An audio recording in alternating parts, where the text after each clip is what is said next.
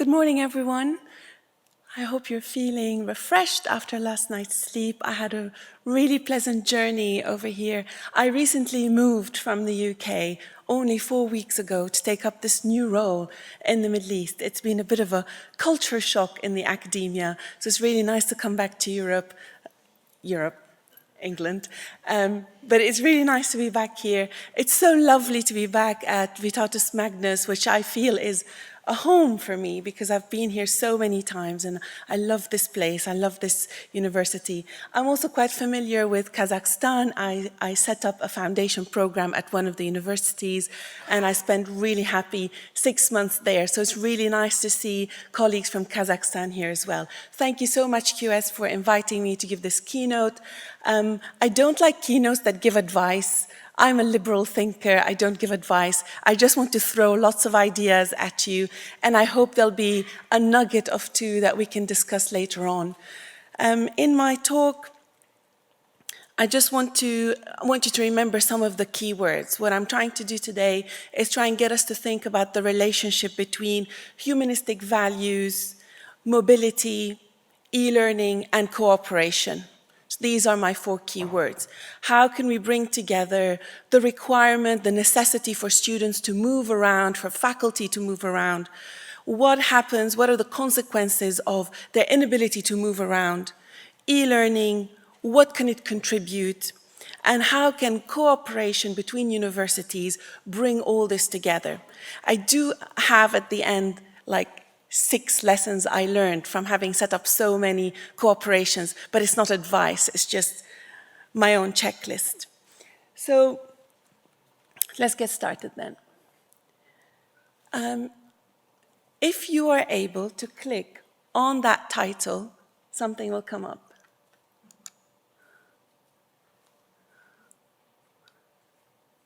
On the headline. No, that's the next slide.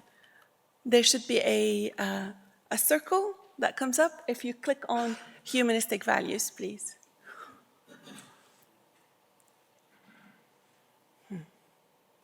It's really important, otherwise I wouldn't pause. It's like the point of the slide.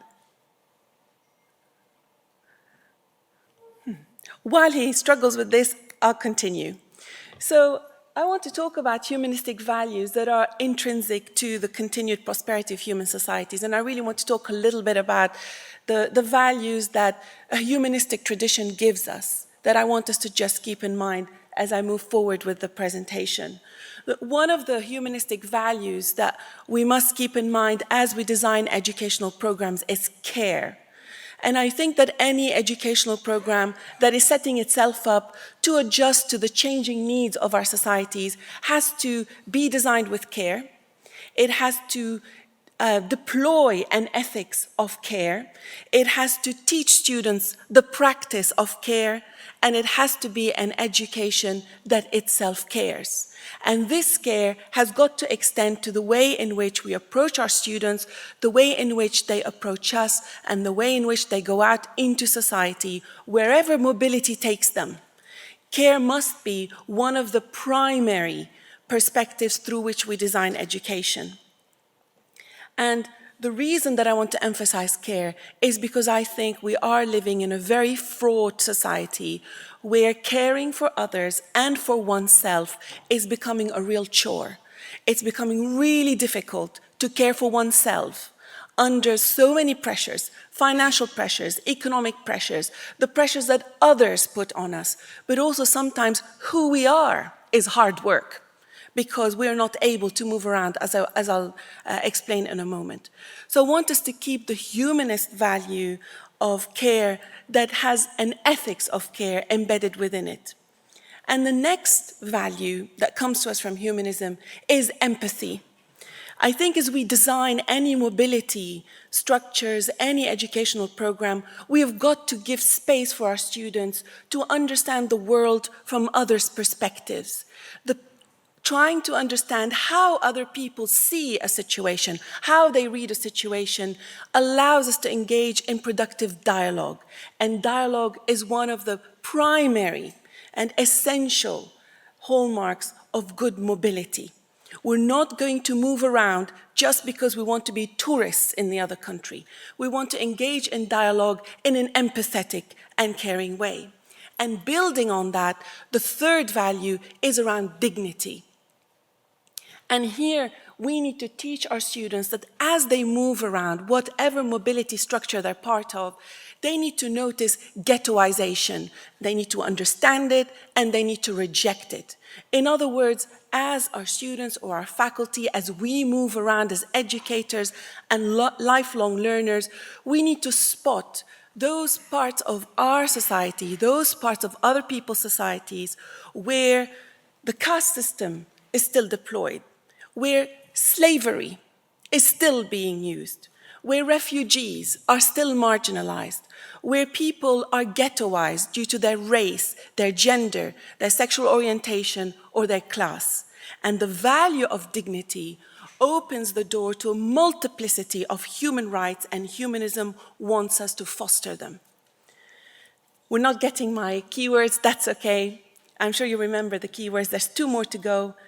Flourishing is another value that comes to us from humanism, and the humanist stance holds that every human on this planet should have the opportunity to flourish and to ask questions around what is well-being. How do I know if what I see as happiness is actually happiness? What social conditions will bring about my flourishing? What social conditions are going to oppress me? And I'm going to do this as I engage in dialogue through mobility with other cultures. What is a fulfilled life, and how can my education help me lead such a fulfilled life? But also, most importantly, what is a wasted life? And how can I avoid wasting my life? And the final value, which I think is the most complex and controversial one, is around justice. Understanding equality and inequalities. So care, empathy, dignity, and human well-being seem to me basic requirements for treating people humanely. The challenge for humanists is to ask how human freedoms are restricted by the intersection of social divisions across class, gender, ethnicity, health, of course, age, sexualities, and nationhood. And for me, mobility is essential for experiencing all of these values, not just as your parents taught you to practice them, but as you see other people practicing them. So the question I want to ask then is, to what extent is mobility an essential criterion for promoting academic and humanistic values in the age of e-learning? Of course, it's obvious why I'm asking this question, because you could argue that you don't need to travel anymore. Everything's available online, and indeed, the flourishing of e-learning platforms, of online learning master's degrees, is certainly a challenge to the requirement to travel, to move around. No, don't touch my slides. It's fine. Thank you. You might need to touch it one more time, in fact. Oh, look, this one works. Great. So for me to try and decode how mobility sits in relation to e-learning, I'm using the United Nations Global Sustainable Development Framework, which tells us that in order to understand any kind of human-related problem, we apply the 4 pillars of sustainability. So the social, the economic, the environmental, and the governance. So thinking about the social aspect of mobility, of course it makes sense for us to say that if we are setting up a liberal education model, at the heart of a liberal education is this idea of freedom. The freedom to think, the freedom to deploy your thinking whichever way you want it, but it is also the freedom from enslavement of set traditions. So in other words, the social aspect of mobility has to do with us having the courage to free ourselves, maybe temporarily, from the social constraints around us, to ask the question of, what if my social environment was not like this? What if I could make one small change? What if I could invite somebody in my society, even if that invitation could seemingly threaten my comfortable social space. I'm asking this question because in the past 3 weeks, I've moved from the UK to Lebanon, to the Middle East. I am appalled, I am hurt, and I am frightened by the extent to which social structures are able to exclude and dehumanize others. And I'm still trying to find a way to convince people that others don't necessarily threaten your social structure. I am at once moved, but I'm also perplexed. And I think mobility has to be done within a social context that tells you that it's okay if somebody very different asks difficult questions from you. The reason I'm saying this is because as we design mobility frameworks for our students, we need to give them that opportunity to go into a social setting that is so opposite to what they do, to learn to engage in dialogue with it, and to bring home different ways of doing things. They're not always ambassadors. They're not always going there to tell people, oh, this is how I do it back home. There is also an economic aspect to mobility. And of course, this has to do with the responsibility of governments to provide funds. You know, we've got Erasmus+, thank God we have that. There are so many other mobility funds that have enabled this exchange of students. But also, there's an entrepreneurial spirit that we need to foster in students so that we don't always fund their mobility. I think there's something to be said, and this reflects the many, many years that I spent in the UK where students have to work hard to fundraise in order to travel. And I think it's not only character building, it's also a social enterprise. So mobility should not always be about a government giving you a scholarship so that you travel to Indonesia, spend 3 weeks there, and then say, okay, I like Indonesian food, the weather is interesting, I've seen different parts of the country, now I'm back home. I think the entrepreneurial spirit has to be embedded within mobility structures. But then nowadays, of course, people like myself, and I'm sure you're also concerned about this in your own universities, we are under so much pressure to understand our impact on the environment. And so some mobility structures are being challenged because we're encouraging people to break the rules around the personal carbon target. And so flying from here to Australia is a big challenge and a responsibility, and sometimes it's even an ethical decision. So we need to try and understand how we can get mobility structures that try and respect as much as possible the environment around us. But most importantly, governance, the governance of mobility. This is about the responsibility that we have as educators to get these students out of the classroom. I dream of the day when there are no more classrooms in universities. I honestly dream of the day when we no longer put students between four walls, silently talking at them. And I will give an example in a moment about how we're using e-learning for that. I would love for our students to really understand everything around them as a living laboratory. And it's a challenge for myself in my career and every place I've been to.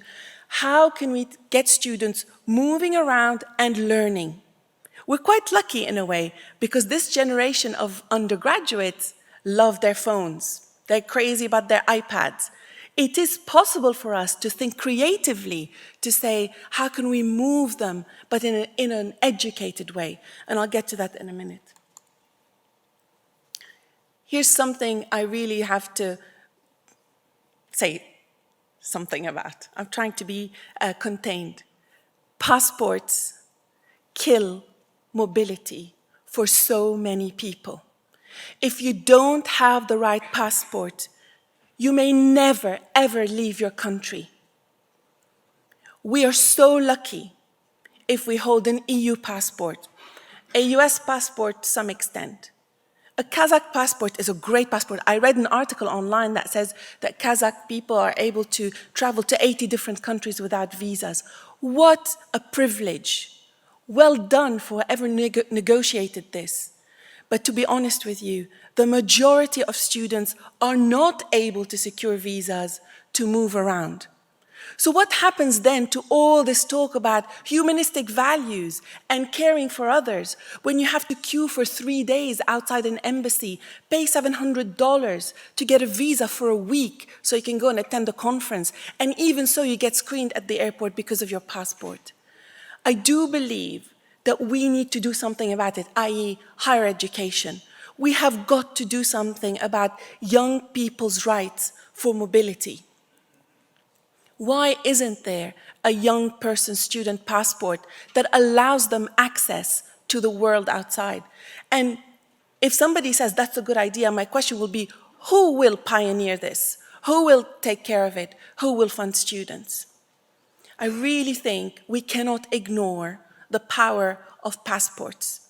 Passports are the key obstacle towards mobility. So I hope in the next 2 days we can talk about this. E-learning, so now we move on. If we're not going to move physically, what can we do electronically? Well, I've got this diagram because I wanted to show you how these numbers pan out. Apparently, the world's population is approximately 7.3 billion, so that's our circle. And 3 billion of people use online platforms. But of the 3 billion, 52% access the internet from their mobile phones. We're not talking about laptops, we're not talking about iPads. 1.57 billion people access the internet on their phones. Well, this is a really interesting statistic for me because I'm doing something about it. It was a trigger for a creative idea. So what I'm doing in my new role is we are revamping our liberal arts curriculum completely. And what we are doing is getting students to learn in cities, in museums, in hospitals, at the airport, within schools. The courses are based in the field, whatever they are, economics, business, history, politics. The students are going out, and we've developed an app, kind of developed, it's about 80% developed, and the app contains everything you need to learn. The app interacts with the space of the city. So we have barcodes, for example. We have QR codes. We have images.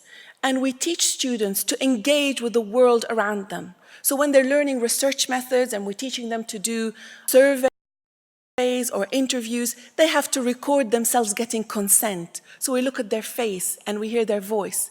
But also, when they're interviewing, trying to get data, they are trying to interact with the world around them.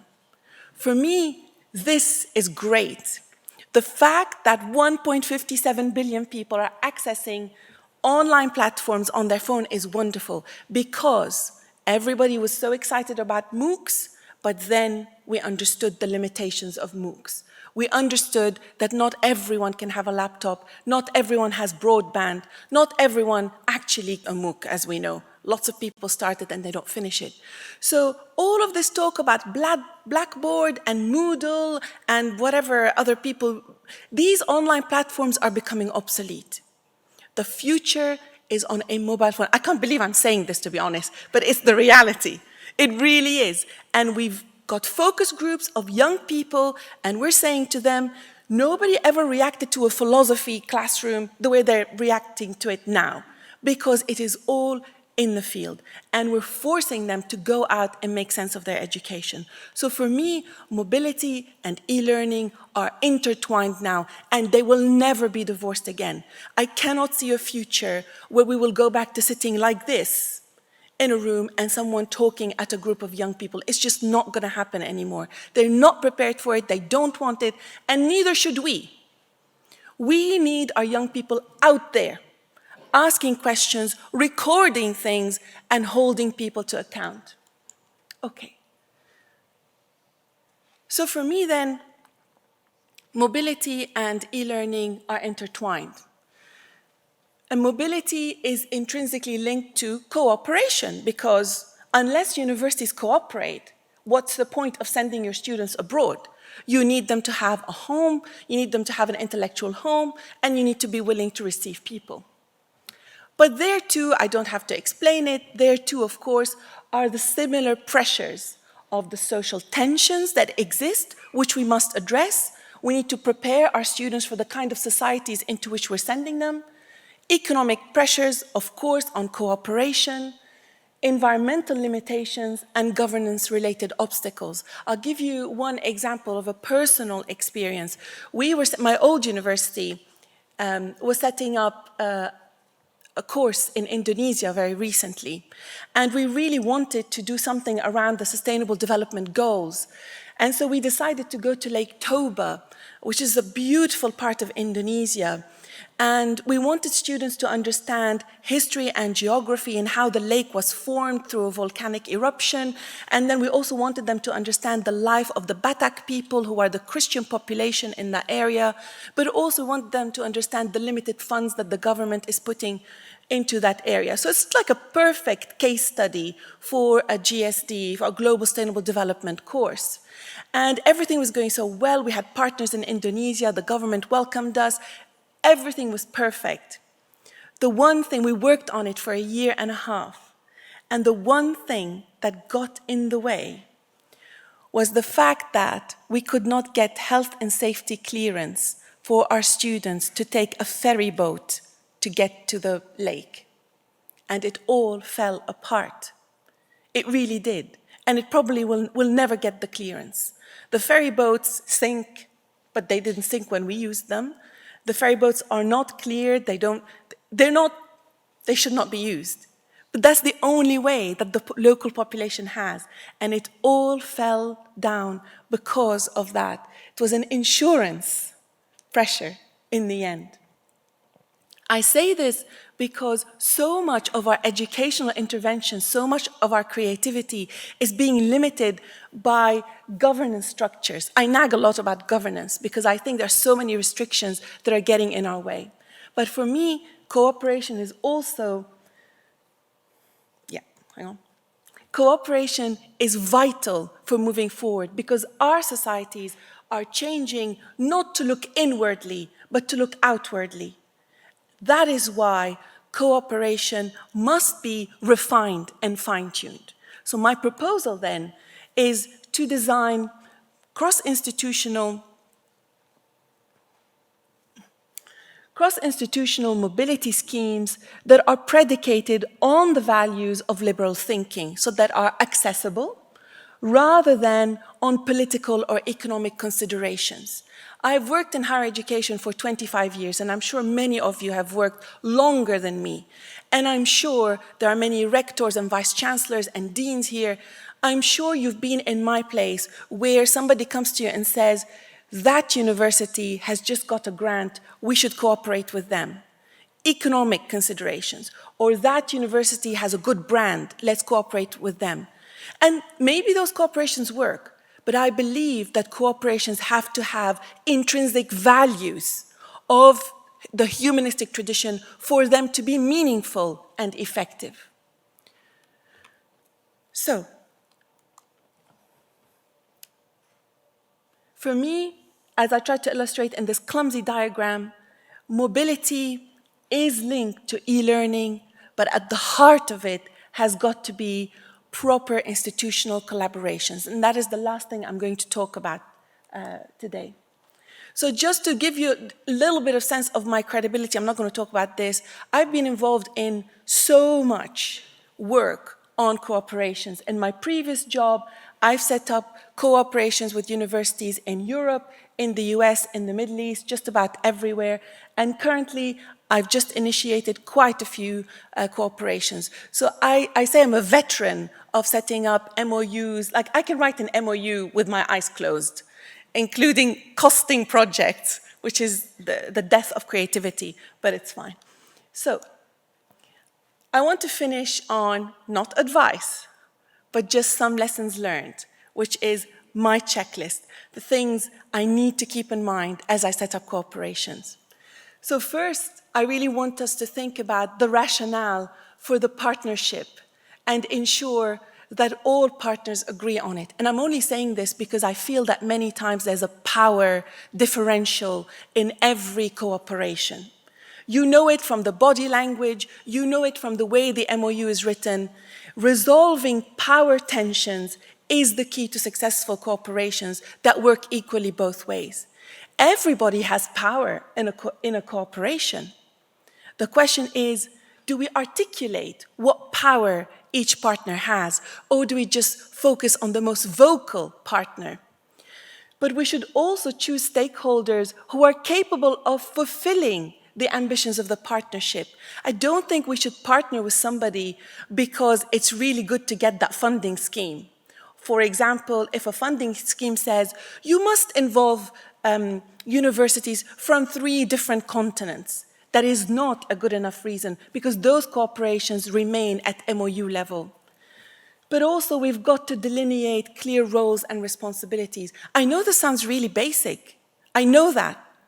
But often, many people shake hands, MOUs get written, and then people like me at the dean level have to sit there, look at the MOU and say, what am I going to do with these people?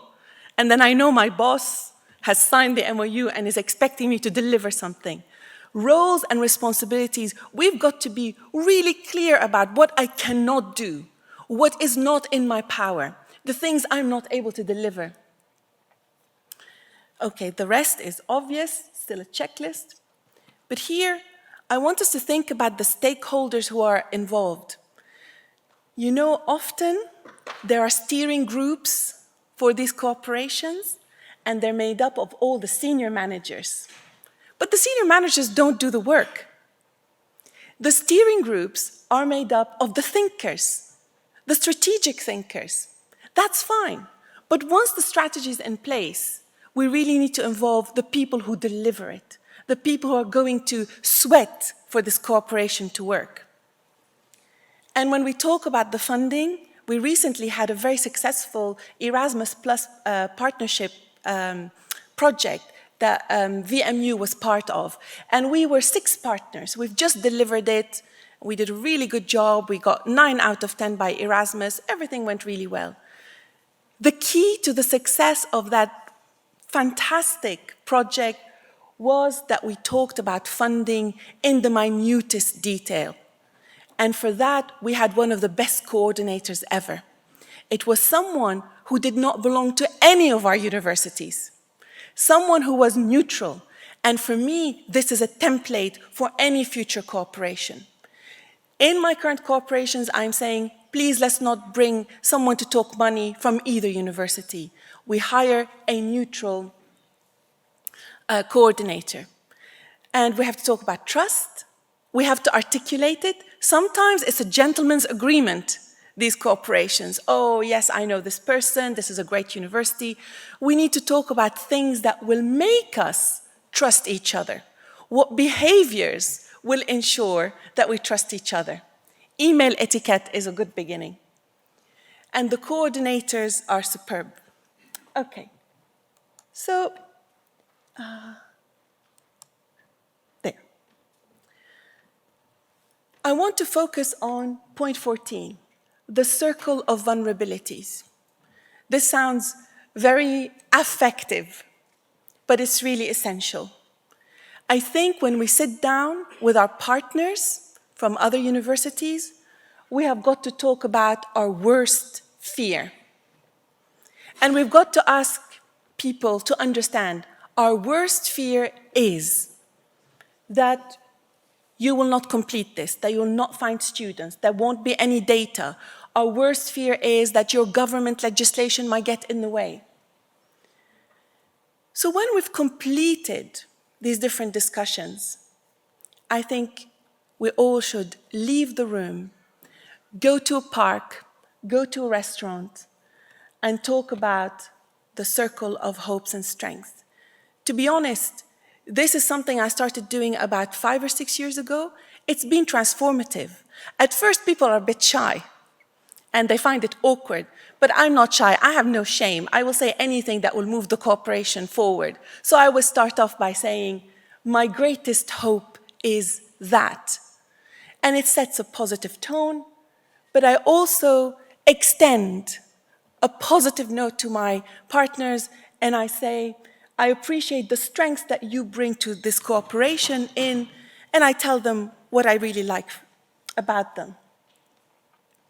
So I'm going to model this to conclude my talk and tell you that my greatest hope is that we will take the opportunities of this gathering to be caring and empathetic towards each other for the next 2 days and in the future, to be bold and ambitious. This is a great forum for blue sky thinking, for networking. My greatest hope is that we will be courageous to say things that we probably wouldn't say back home in our own universities, to be supportive of each other's dreams and ambitions, and I hope that we will be liberally disposed, that we will understand what life looks like for others. So on that note, I want to thank you, and I hope that this will be one of the most memorable QS conferences you've been to. Thank you. I believe that all of us enjoyed the talk very much, and it sounds so familiar because I'm also responsible for MOU and all those related issues. But it was a very important message. I think that we have heard about this meaningful cooperation, and meaningful is very important. We just not put the signatures, but we know why we put them. What will be our future with these signatures? Very inspiring speech, very great suggestions and advices, but we could use 2 minutes for urgent questions if the colleagues in the audience have one. And I see raising hands, so Cathia, please stay for a moment.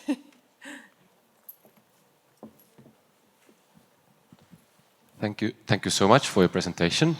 My name is Eero Loonorm from Estonia, Archimedes Foundation. There was one very nice detail about your Erasmus Plus project, and I think we would be all curious to know, how did you find this project manager that didn't belong to any of your university? Yes. Was it a consensus? Was it a democratic process? I don't know, short list of the potential candidates? Was the project manager from the private sector, from public sector? Can you a little clarify on that?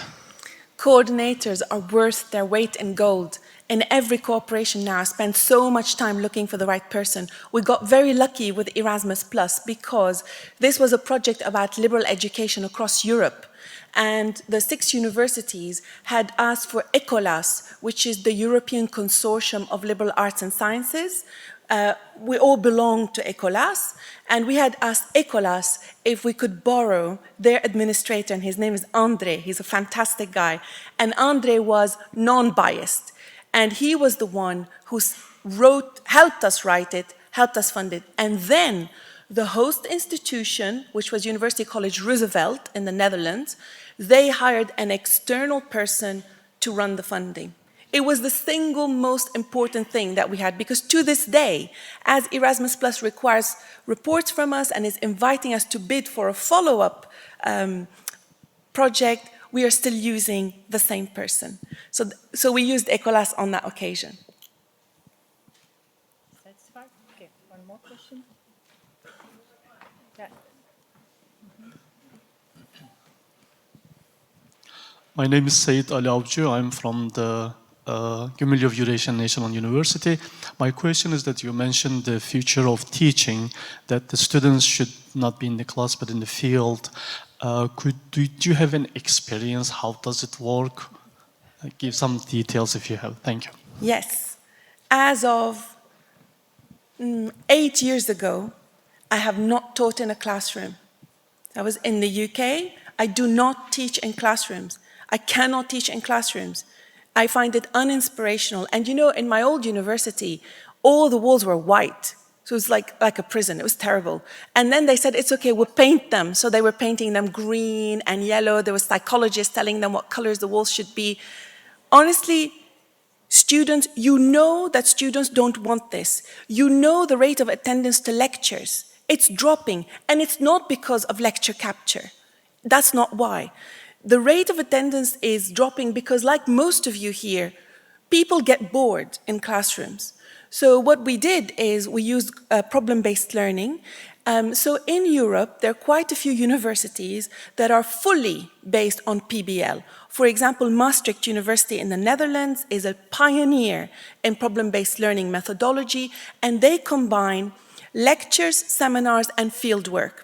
Amsterdam University College is moving in that direction as well. So our colleagues in the Netherlands are pioneers in that respect. In the UK, we still have lots of restrictions, the weather being one, but lots of restrictions around where we can teach and what we can teach. However, the way we designed the Global Sustainable Development degree is that there's actually nothing to do in the classroom for the students. We changed the curriculum. So what we do is we teach through case studies, so they don't need to be in the classroom. They work in groups. They read the existing case studies which we purchase from the United Nations, from the ILO, World Economic Forum, real case studies. We buy them or else we commission them.